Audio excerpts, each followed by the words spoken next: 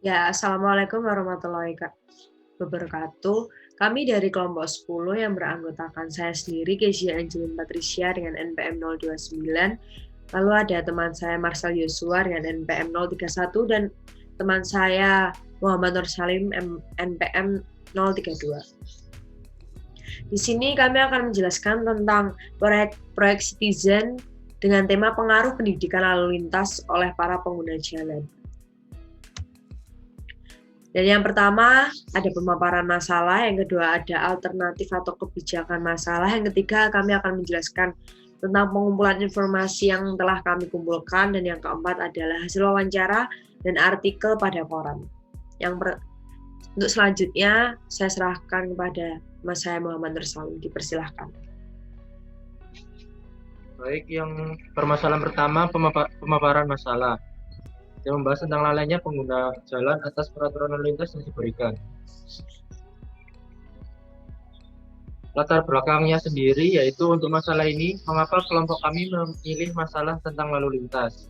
Karena masih banyak kurangnya kesadaran dan pemahaman pengguna jalan yang mengabaikan peraturan lalu lintas yang sudah diberikan oleh pemerintah, sehingga banyak terjadi hal-hal yang tidak diinginkan seperti kecelakaan lalu lintas.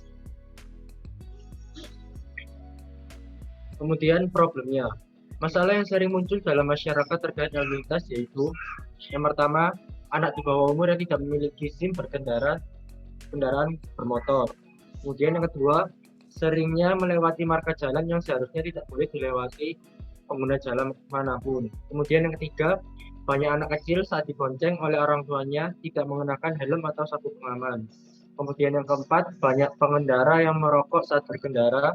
Dan kemudian yang kelima terakhir, tidak mematuhi lampu lalu lintas dan sering menerobos saat lampu sudah menunjukkan warna merah yang artinya berhenti.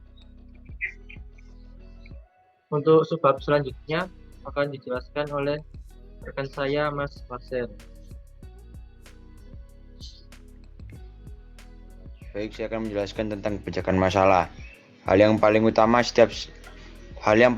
supaya setiap hukum apapun maupun hukum tentang lalu lintas harus dijajarkan sejak dini oleh orang tua dan sekolah.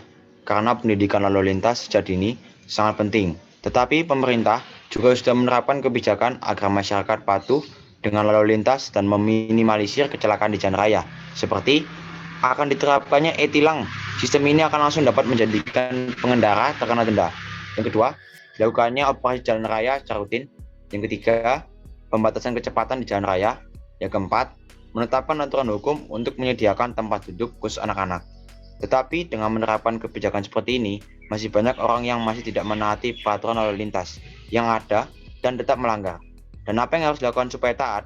Menurut kelompok kami adalah peringatan orang tua kepada anaknya supaya patuh lalu lintas dan memberikan konseling kepada anak-anak saat di sekolah tentang taat pada lalu lintas, dan juga memberikan sosialisasi pada masyarakat supaya tetap patuh.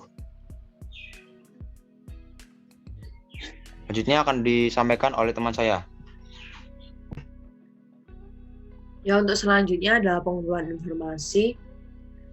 Kami mengumpulkan dari undang-undang yang pertama. Ini adalah sekumpulan informasi tentang adanya peraturan lalu lintas yang diakui oleh hukum. Yang pertama ada UU Pasal 287 yang pertama, yaitu yang berbunyi setiap pengendara yang melanggar rambu lalu lintas dipidana dengan pidana kurungan paling lama 2 bulan atau denda paling banyak 500.000.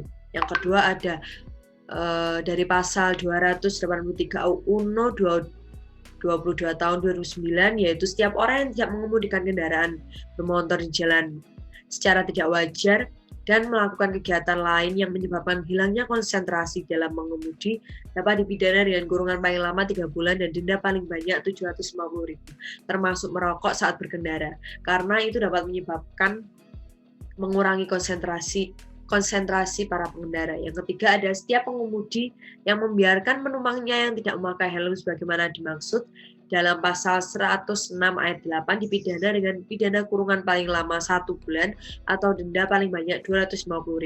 Yang keempat adalah pasal 281 yang berbunyi setiap orang yang mengemudikan kendaraan bermotor di jalan yang tidak memiliki SIM dapat dikenakan pidana kurungan paling lama 4 bulan atau denda paling banyak 1 juta. Dan Masih banyak lagi yang terdapat pada pasal 105 UU No 22 tahun 2009.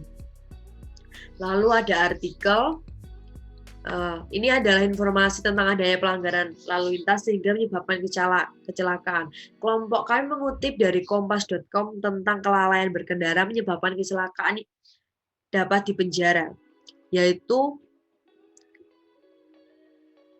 seperti dikatakan bahkan kalau ada yang mati diancam 12 tahun karena kelalaian dan ada kematian. Itu dikutip dari pendiri Jakarta Defense Driving Konsultasi.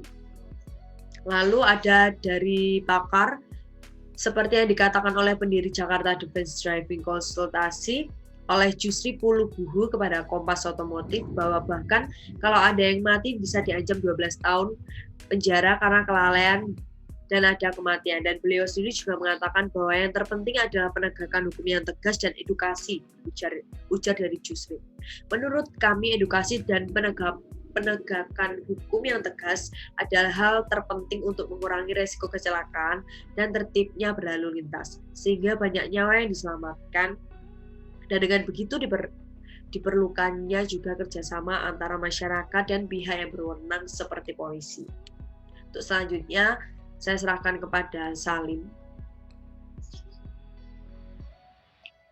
Ya, kemudian kelompok kami juga melakukan wawancara terhadap responden-responden dan mengumpulkan artikel yang didapat dari sumber-sumber seperti koran dan lain-lainnya.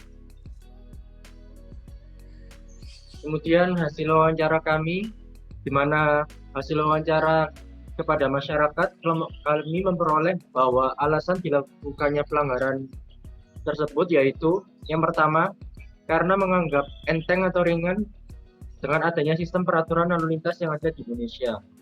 Kemudian yang kedua, karena memperlambat mobilitas. Dan yang ketiga, karena buru-buru. Dengan adanya hal ini, kelompok kami menyimpulkan bahwa belum adanya kesadaran bahwa menaati lalu lintas adalah hal yang penting saat jalan, dan mereka tidak memikirkan keselamatan orang lain dan kerugian yang mereka terima saat melanggar. Kemudian, dari hasil lalu lintas wawancara, masyarakat setuju apabila mereka menaati lalu lintas. Ada hal positif yang mereka dapat, yaitu yang pertama menjaga keselamatan bersama, kemudian yang kedua mengurangi angka kecelakaan, dan yang ketiga lebih rapinya jalur lalu lintas saat pengguna jalan patuh. Pada intinya, masyarakat tahu dan mengerti dari pentingnya peraturan lalu lintas, tetapi tetap mengabaikannya sehingga hal yang mereka katakan tidak terrealisasi dalam masyarakat. Kemudian, dari hasil wawancara tersebut, masyarakat juga setuju dengan adanya penegakan hukum seperti tilang. Dan hal itu harus benar-benar direalisasikan agar masyarakat sadar bahwa hukum yang berlaku di negara ini. Kemudian, masyarakat juga berharap adanya sosialisasi tentang tata tertib lalu lintas, karena hal tersebut dapat menambah wawasan dan dapat menjadi pedoman untuk masyarakat dalam hal mentaati tata tertib berlalu lintas. Kemudian di sini terdapat artikel dan koran tentang pelanggaran lalu lintas yang terjadi. Pada gambar pertama menunjukkan adanya pengguna jalan yang tidak memakai helm dan masker di saat pandemi corona saat ini.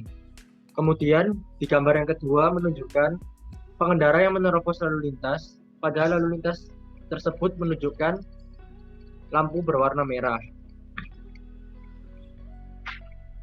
Kemudian pada artikel koran, pada gambar pertama menunjukkan adanya kegiatan untuk mengampanyekan keselamatan dalam berkendara, di mana pada gambar tersebut dijelaskan kaum milenial harus taat bertata tertib lalu lintas agar selamat.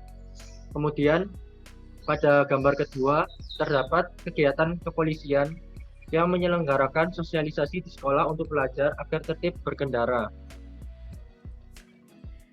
Ya, untuk selanjutnya kesimpulannya adalah, jadi apa yang diberikan oleh pemerintah untuk masyarakat dan oleh masyarakat untuk negara, yaitu kelompok kami menyimpulkan bahwa negara sudah memberikan fasilitas seperti SIM yang digunakan para pengguna jalan seperti mobil, motor, truk, dan yang lainnya, dan diberikan kebebasan untuk masyarakat yang sudah berusia 17 tahun dan memiliki SIM boleh berkendara. Hal itu harus digunakan sebaik mungkin karena negara sudah memberikan kewenangan dengan bebas kepada warga negara. Dan yang paling penting, pemerintah sudah memberikan peraturan dan hukum tentang lalu lintas yang harus dipatuhi supaya negara dapat berjalan dengan baik. Karena tanpa adanya peraturan tersebut pasti lalu lintas akan kacau dan tidak akan terkendali. Jadi yang perlu kita berikan kepada pemerintah adalah kesadaran dan kepatuhan tentang adanya hukum yang berlaku, peraturan lalu lintas yang berlaku, tetapi semua hukum yang berlaku kita harus taat. Dengan begitu kita bisa melindungi diri sendiri dan orang lain. Dan bukan hanya itu, yang terpenting adalah kita juga harus membayar pajak kendaraan bermotor seperti itu karena pengendara pastinya menggunakan jalan dan mereka menggunakan fasilitas dari negara juga. Dan karena kita sudah menggunakan jalan dengan kendaraan kita, hal itu akan membantu pembangunan negeri ini dengan kita membayar pajak.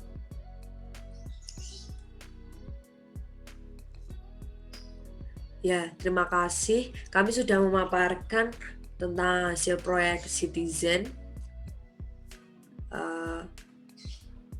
Apabila ada salah kata, mohon dimaafkan. Wassalamualaikum warahmatullahi wabarakatuh.